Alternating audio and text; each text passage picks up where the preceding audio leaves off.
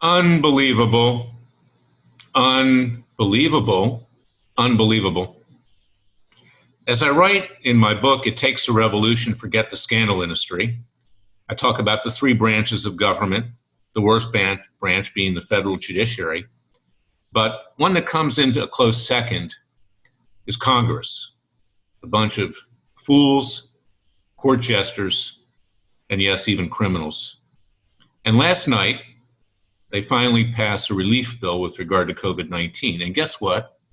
No money in the relief bill for restaurant owners who are being put out of business in droves, massive unemployment, but money for country like Pakistan, the Kennedy Center, you name it. And God knows what money then flows back to them, congressmen, in kickbacks from these special interest groups. More than disgusting, criminal. And it tells you we have no government. Occurring also yesterday was the fat blowhard Bill Barr, who says that he's not going to appoint a special counsel with regard to Joe and Hunter Biden and the Biden family racketeering enterprise, the bribery enterprise. He's not going to do that. No, the U.S. attorney in Delaware is sufficient. Well, that U.S. attorney will toe the line because he knows that if he steps out too far in a Biden-Harris administration, that he'll be fired. Look at John Durham, the U.S. attorney up in Connecticut. He hasn't done jack, squat, nada, nothing. He fears for his own skin. That's what it's all about. And that's what it's about with Barr. Part of that Washington club is going to go back into private practice, going to continue to make a lot of money. We'll go to the parties in Georgetown and every place else once COVID-19 opens up. Well, they'll go to parties anyway because they don't care. They don't follow the rules. And that's exactly what's going on. And this is why you cannot expect any justice from our government. You can't expect that they will do what is good for the American people anymore. They've reached the point of being so corrupt, so self-centered, so greedy, so criminal that we have no government at all. And that's why I wrote the book, It Takes a Revolution. This is my life's experience, 43 years as a lawyer. This last December 7th was Pearl Harbor Day, the anniversary. It's quite fitting that I was sworn in as a member of Barr on that date. Because every aspect of the government, so-called government, whether it's the executive branch controlled by the deep state of both political parties, establishments that have destroyed the president, whether it's Congress, the fools, the court jesters, and the criminals, or whether it's the compromised and corrupt federal judges who got there because special interests greased the pockets of politicians, senators to get them nominated, and the president confirmed them.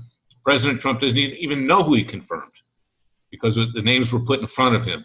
This bragging 600 judges by Mitch McConnell, they got him through. Well, we saw where that got us. Many of his judges stabbed him in the back during the challenge to the fraudulent election. His own Supreme Court justices stabbed him in the back. They're in it for themselves. They're not in it for anybody else. And once they got what they wanted, once they got to be a Supreme Court justice, the hell with Trump and the hell with the American people.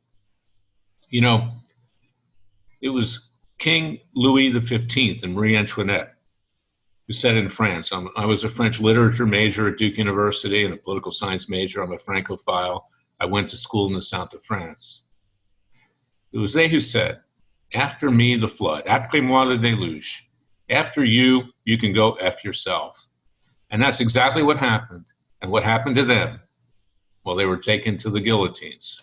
Now, I'm not advocating violence, and I'm not advocating a violent revolution, although certainly Thomas Jefferson predicted that. My book is dedicated to Thomas Jefferson. I'm saying we try other means. Citizens' grand juries, hold the guilty accountable. We the people, our own legal system, and other means to bring about justice. And if that does not work, there will be others in society who do resort to violence. Wait till Biden and Harris start overly taxing the ownership of guns or try to confiscate them. You can bet what's going to happen at that point in time. Just like King George III tried, taking away the guns from the colonies, overtaxing them, and that's going to happen too. And also having a legal system where people are dictated to in terms of their fundamental rights, as we're seeing now with the governor of California. He's going to be thrown out of office shortly, but there'll be another one that's probably even worse that comes in after him in a recall petition and removal. This is what we face. And if the American people do not rise up now, and I urge you to get my book, It Takes a Revolution, Forget the Scandal Industry. You can get it at Amazon.com and all major booksellers. You can get it online. You can get it by making a donation of over $50 for free to Freedom Watch. Go to freedomwatchusa.org. If we do not rise up ourselves now, I don't think this country will last another 4 years.